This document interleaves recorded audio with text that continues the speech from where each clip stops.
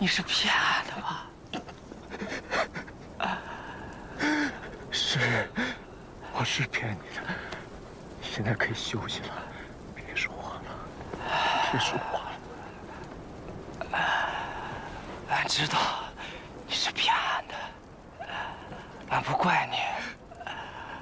俺知道你是鼓励我们。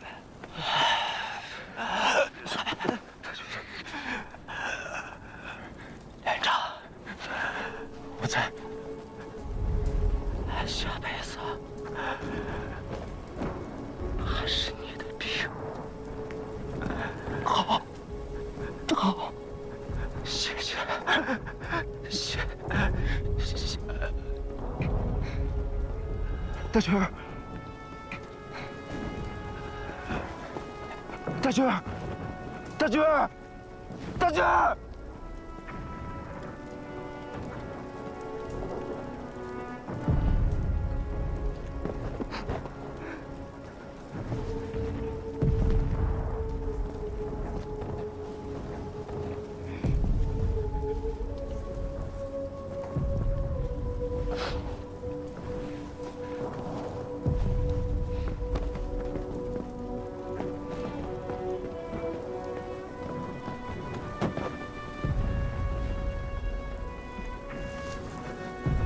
一会儿美国佬就要进攻了，你们两个回去搬救兵，阵地一定不能丢。我不走，我是狙击手。你子弹都没了，狙击个屁！赵仁贵，走！你是老同志，你懂。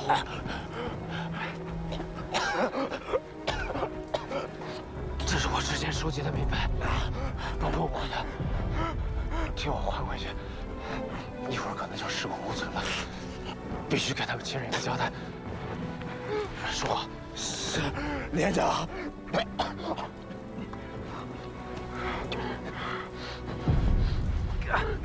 刘慧来同志，到！我命令你和赵仁贵立即杀罪。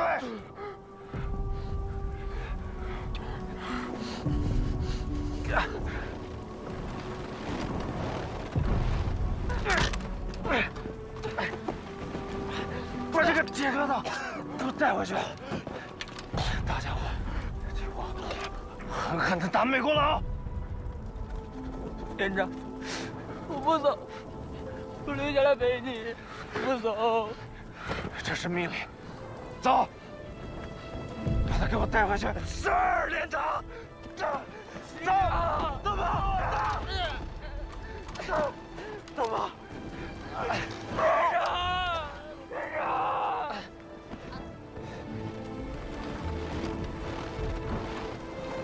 走，走吧，走，慢来，走，连长，连长，这是命令。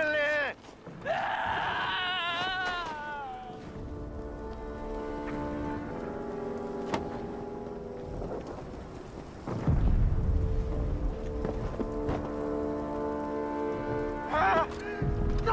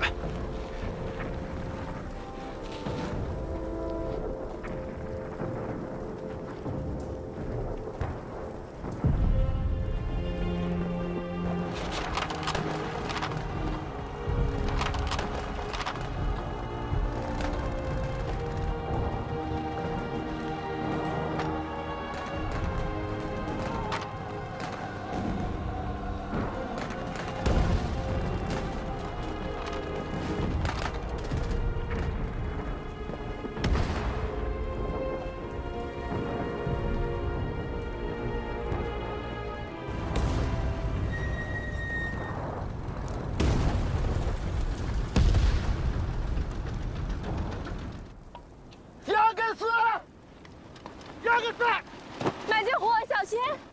小心！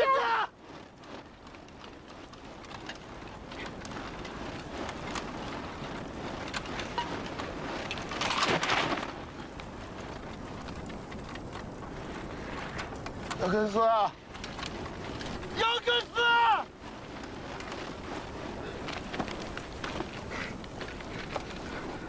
杨根思，你瞅瞅，你瞅瞅！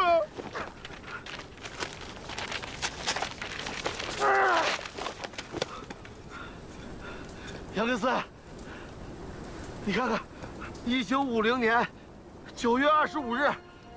全国英雄表彰大会的合影，我给你带来了。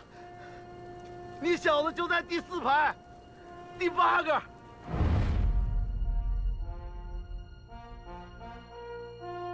1950年11月29日，中国人民志愿军第20军第58师第172团3连连长杨根思，在长津湖之战阻击美军南逃战斗中。 率部连续打退美军多次进攻，最后抱起仅有的一个炸药包，与敌人同归于尽，以生命守住了阵地。年仅28岁，荣立特等功，获特级英雄称号。美军第1王牌师要逃，万炮齐发，炸毁辎重，绝不放他们走。陆战一师全副机械化装备，让他们上了公路，还真是不好追啊。 电告老彭，死死缠住敌人，消灭他的有生力量。每一步都要让他们付出血的代价。放心，彭总有中央苏区反围剿的经验，主席的战术他会心领神会。此一时彼一时啊，现在比我们那个时候强多了。只要战术得当，这个王牌一师插翅难逃。水门桥是陆战一师南逃的必经之路。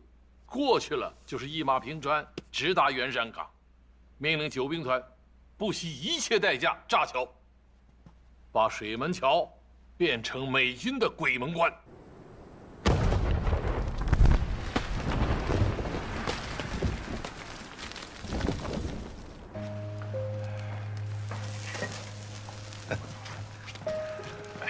嚯，好，怎么样？让我说着了吧？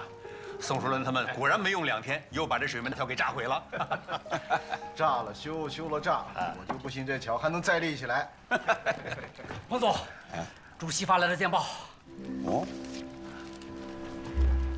主席建议我们西线敌军全面溃败逃跑之际，务必提前将主力向平壤方向前进，相机收复平壤。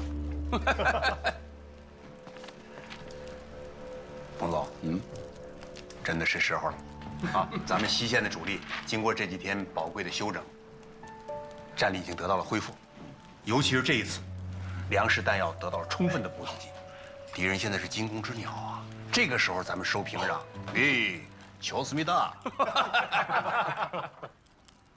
时机一到啊，杀鸡呀，不用牛刀，让其他的主力部队啊继续休整。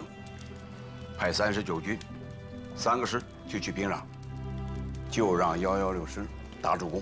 上次打美其1师啊，他们不是没打过瘾吗？这次就让他们去，让他们把瘾过够了。求思密达。主席还有一个具体的指示：收复平壤的入城仪式，请朝鲜人民军先进城。啊？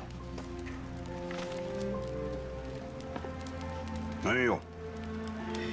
还是毛主席考虑问题周全呐！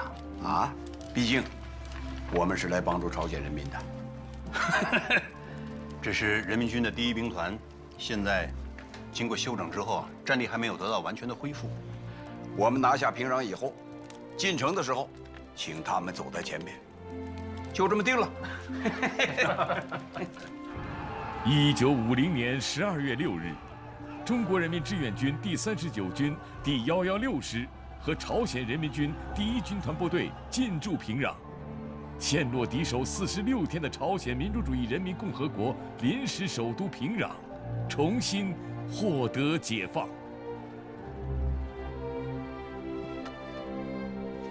主主席呀，自我军入朝参战以来啊，今天你是笑得最开心的喽。朝鲜人民军和中国人民志愿军本日解放平壤，这是一个伟大的胜利啊，是永远值得铭记的日子。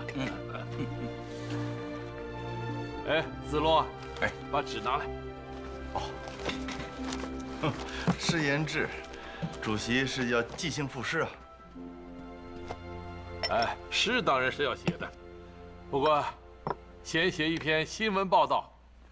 主席啊，您看你这么忙，新闻报道就交给新华社那些记者们去写吧。这么大的事，记者们写了，要改，要审，还要上报，横生枝节，还是我亲自动手吧。当年啊，主席创办《湘江评论》呐，那可是笔总龙蛇呀，激扬文字，脍炙方遒啊。主席是我们党内最多产、最有文采的领袖了。总理，你高抬我了，我是想在第一时间把这个好消息传遍全中国，传遍全世界。Mr. President, General Collins just returned from Korea, and now he's back in Tokyo. According to Walker and Allman, although the situation isn't as serious as General MacArthur judged, well, our guys can only hold Busan.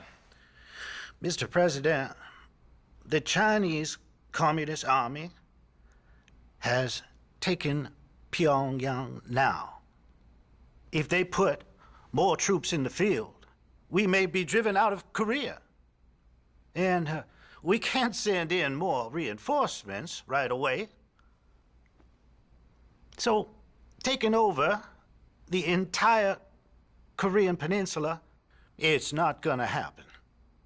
We have to think about whether we can stay in Korea and if it could lead to a full-scale war with China or even with the Soviet Union.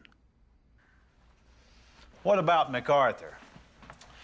MacArthur thinks that the U.S. command should agree to ceasefire if the Chinese communists also agree. But the North Korean troops, as well as the Chinese, must stop their operations around the 38th parallel. This is the best arrangement. Otherwise, we can either add more troops to the UN command and continue our attack, or we can blockade mainland China's coastal regions and bombard the Air Force bases and the cities. Or we can withdraw from Korea. George? A rescue plan for our boys is our top priority. We can buy time if the United Nations Security Council will propose a ceasefire to China at the 38th parallel. And maybe we can figure out a way to turn the tables on them. The UN command will not withdraw. Now, we may be able to get a military advantage if we ask for a ceasefire, but we cannot do that through negotiation because that would be to our detriment. Dean, I want you to send Ambassador Austin to the UN. It's time for him to make his move. And Bradley, I want you to send an alarm to all the commands around the world to build up for an absolute, all-out war. Yes, Mr. President. 吴修全发来的电报啊，据苏联驻联合国代表透露，西方国家的意图是试探我们中国军队是否要越过38线。他们这是想着斡旋停战呢。美国又在耍着两面三刀啊！据军委作战部长李涛掌握的军事情报，美国参联会今天向全世界各大战区的指挥官发出了战争情报，传达了有可能引发全面战争的危险。说白了，对我们发出了另一种威胁。联合国大会那边的情况怎么样？情况变得越来越复杂了。英国首相艾德里对联合国施加影响力，而美国的联合国代表奥斯汀又在背后活动。印度等亚洲13国起草的方案已经形成了朝鲜和平方案，呼吁中朝两国控制下的任何军队不要前往38线以南，这正符合美国的意图。一，立即在朝鲜停火；二，中国从朝鲜撤军，并不再在边境集结部队。岂有此理！就凭这2条，就不是什么好东西。无论13国提案的动机怎么善良，但客观上是在助纣为虐，是在给美国一个得以喘息的机会。先停后谈，这不正是美国人急需的东西吗？不但釜底抽薪，还要求中国军队不准在边境集结部队，那美国人从此不再进入朝鲜半步，他做得到吗？谁又敢来保证侵略与反侵略的是非曲直都不分，谈何公平正义？我们的本土受到严重的威胁，我们才出兵。可是这13国之前却从来没管过。退1万步讲，中国军队撤退时的安全，他们考虑过吗？如果美国背信弃义，追打撤退中的中国军队怎么办？如果美军追至中朝边境，中国可不可以重新集结部队，防止美国对中国本土的攻击呢？这些13国提案都考虑了吗？当年马歇尔在中国的调停，不也是先宣布停战吗？结果呢，背地里不断帮助蒋介石运送兵力、补充武器，这个亏我们是吃过的。只要联合国还是美国一家独大，一切都是空谈。司马昭之气，路人皆知。话又说回来，西方国家想和谈也容易，我们大概就这么5个要求：第一，所有外国军队撤出朝鲜；第二，美国军队撤出台湾海峡和台湾岛；第三，朝鲜问题交给朝鲜人民自己来解决，外国不得干涉；第四，由中华人民共和国代表取代蒋介石的代表参加联合国；第五，召集中苏英美4大国，准备合约，不得单方签约。这5条实事求是，非常得体。不过在杜鲁门眼里，这可是大逆不道啊！苏联有什么想法？苏联方面的意见是，我们还是趁热打铁的好。是打是和，怎么打怎么和，还得同苏联同志们好好商量。好的。对于亚洲13国，特别是印度方面，我们不能装聋作哑，要表明我们的态度和立场。主席啊，我已经通知外交部，约了印度大使帕尼加。好的。水门桥是国土里附近峡谷间的一座桥梁，是通往兴南的必经之地。在美陆战第1师到来之前，志愿军第20军指战员已经将水门桥炸毁。陆战第1师工兵团紧急修建了一座木桥，随后又被志愿军炸毁。美军工兵又用2根长钢轨架了一座钢制车辙道桥。现在平壤解放了，西线基本上大功告成，东线的长津湖我还揪着心。我听说水门桥给炸断2次，他们都给修复了。前方回话了，目前我们正准备第3次炸桥，这回啊，我们要把所有的桥墩全部炸毁。我敢死队员身背炸药，再次将水门桥炸断。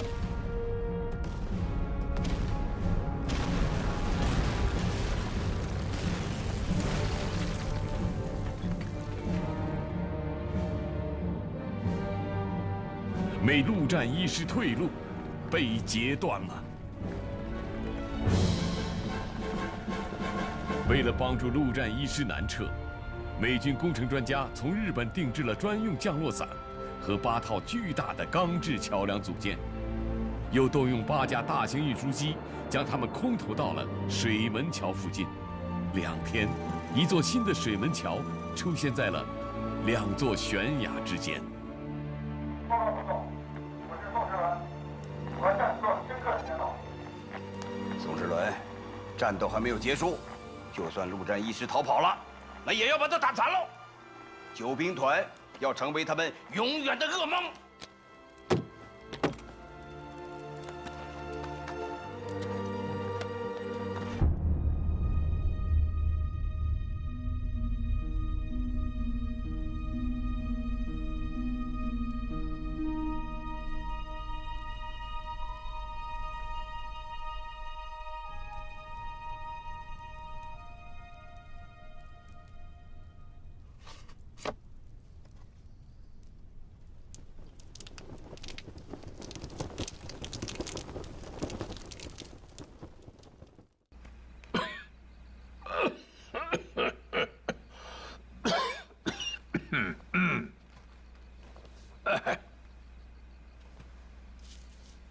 这次救兵团伤亡很大，彭总说他要向中央军委做检讨，没能完成全歼美军陆战一师的任务。救兵团的英雄们，在零下30度的严寒里，以血肉之躯战斗到最后一刻，重创美军王牌第1师。这是我军军事上一次惨烈的胜利，也是美军军事上一次空前的失败。虽然没有达到全歼敌人，但是在战略上已经大获全胜了。美陆战第1师作为美军王牌部队，在2战中历次担任登陆作战的开路任务，但在长津湖之战中，经历了该师历史上最惨痛的一次失败，减员达7321人。12月9日。当美陆战第1师再次攻击古土里以南爱路阵地时，坚守在阵地上的第20军第58师第172团下属联队指战员，已经全部冻僵在阵地上。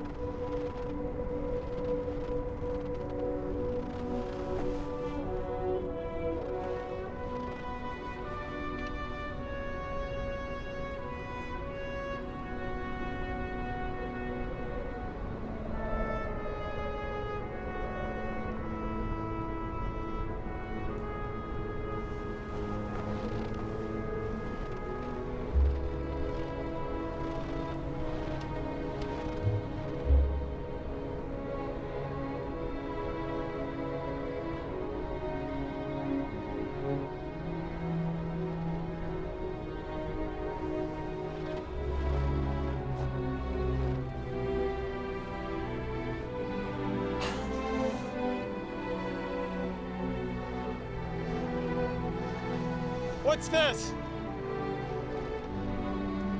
What is this? It's a letter. What does it say? It says, I love my family and my motherland, and I love my honor even more. I'm an honorable soldier of the Volunteer Army. I'll never succumb to the snow. Though I may freeze to death, I'll guard my position with pride. Sir, these must be the last words of a soldier before he froze to death.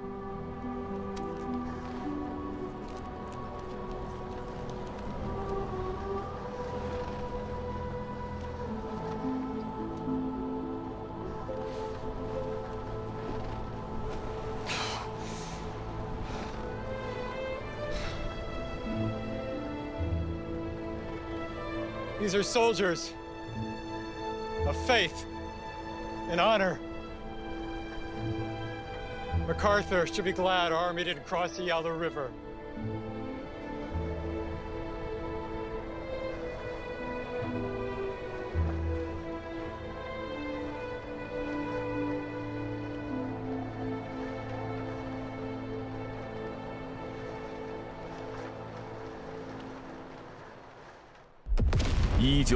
年11月6日到12月24日，中国人民志愿军在朝鲜人民军配合下，对西线清川江南北地区和东线长津湖地区联合国军实施反击战役。志愿军利用联合国军判断上的失误，主动后撤，诱敌深入，将其引入预定战场。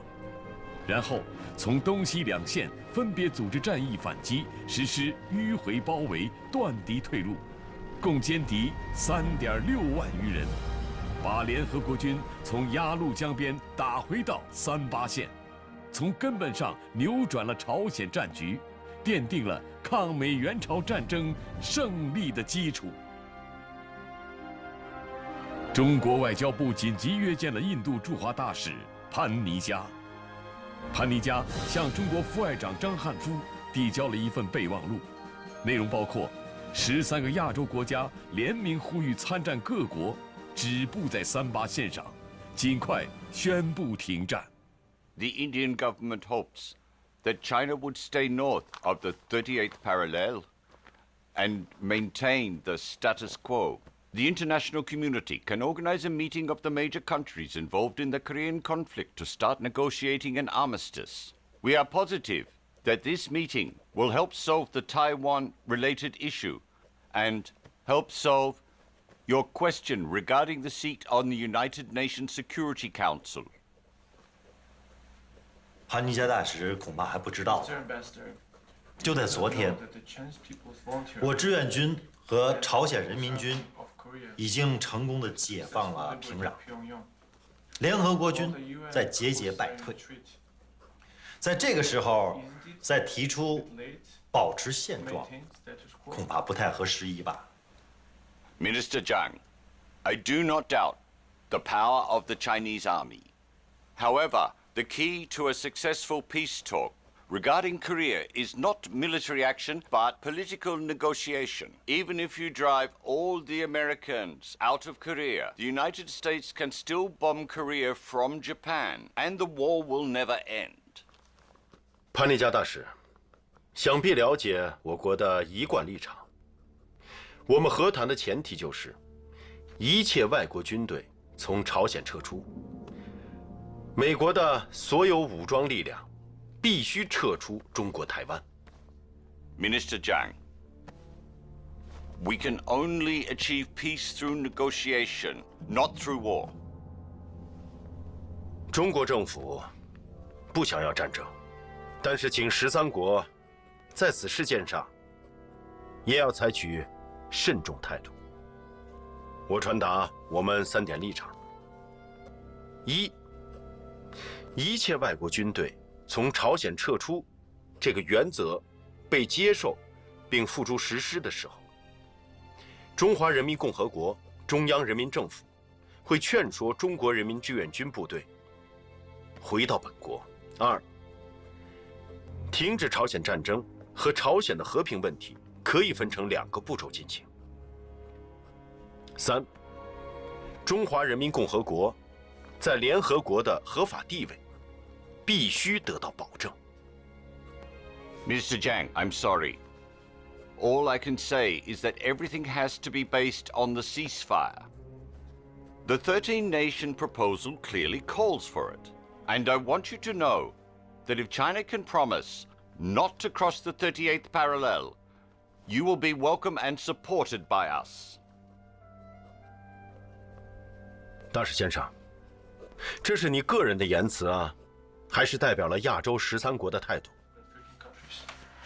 By signing this proposal, India wants to achieve more than just peace for Korea, but obtain the unity of all Asian countries.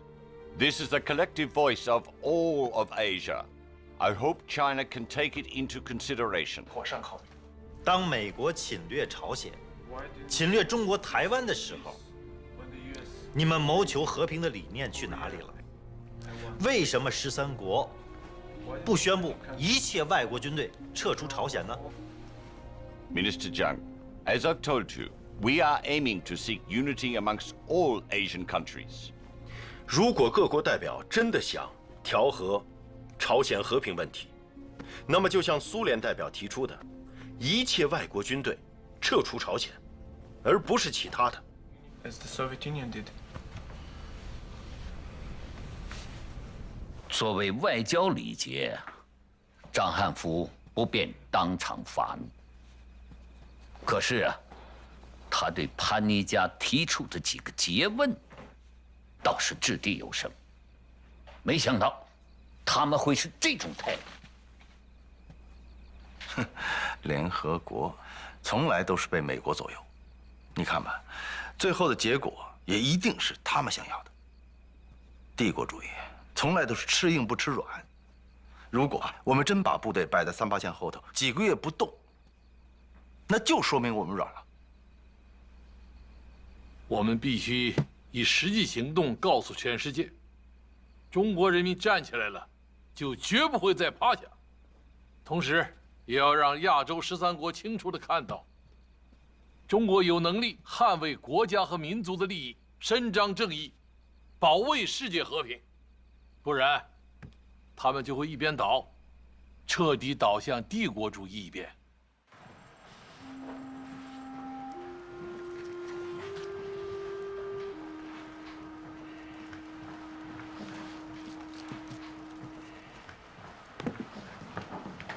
王总，到底是休整，还是继续进攻啊？该做决断了。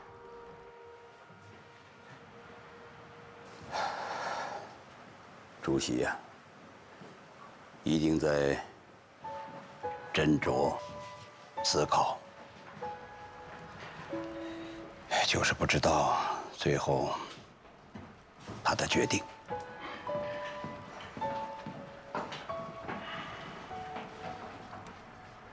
那咱们就再等等。不，我要给毛主席还有中央军委 发一份电报，不用记，6个字，我写给你。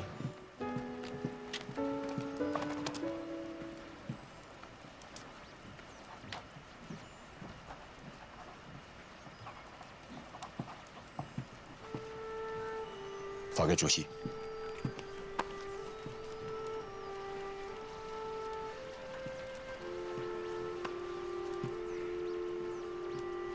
就是6个字。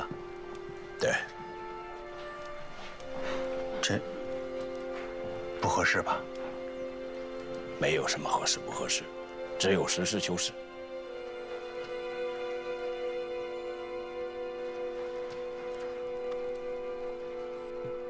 彭总，主席的意思，应该是让我们一将胜勇追穷寇啊。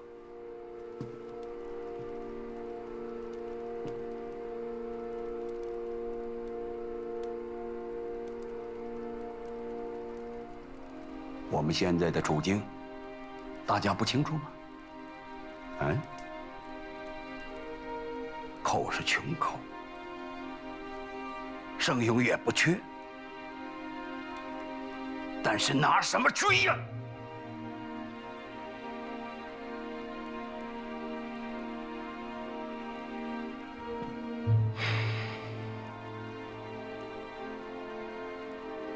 责任我来负。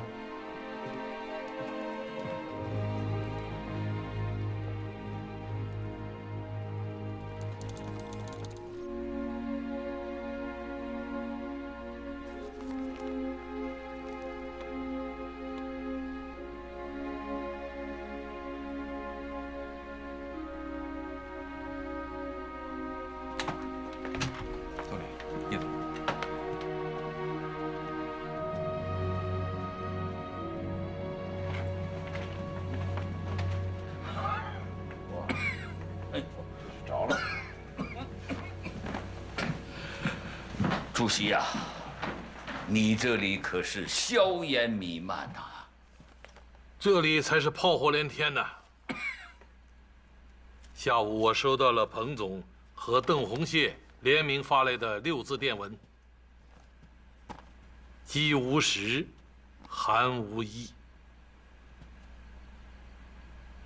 从井冈山到现在，我是第一次听见老彭叫苦啊！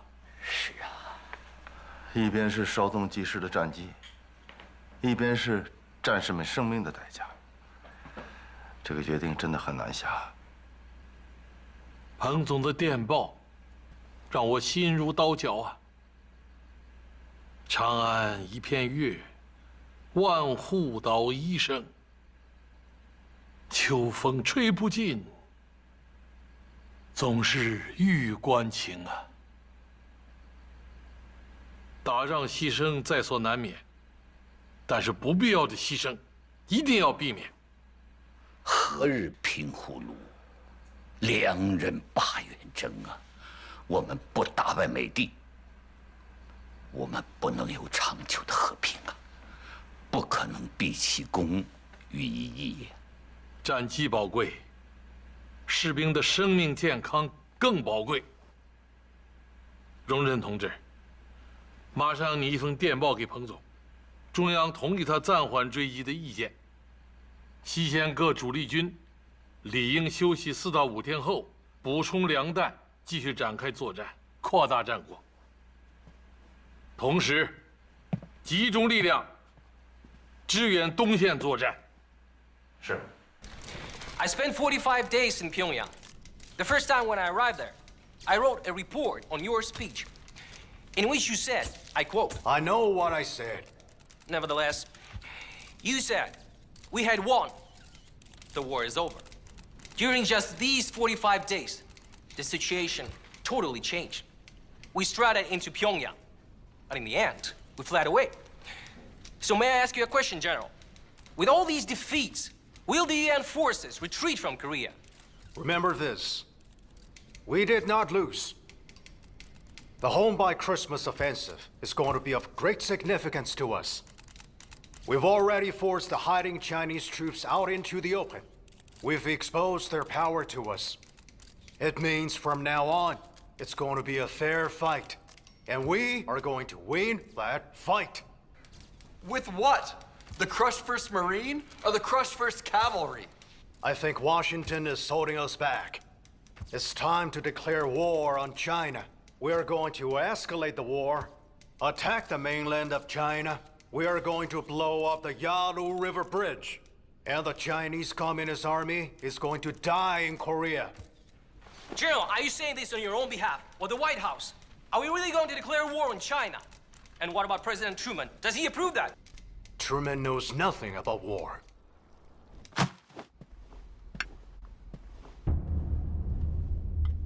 That damn MacArthur knows nothing about politics. Doesn't he realize this is a political match between Mao Zedong and me? And he better stay out of it. Mr. President, I suggest you give an order that without the approval of the State Department, no one should make any speeches about diplomatic policies, just to make sure disclosure of information is in accordance with U.S. policies. Our first priority is this: stabilize the situation in Korea.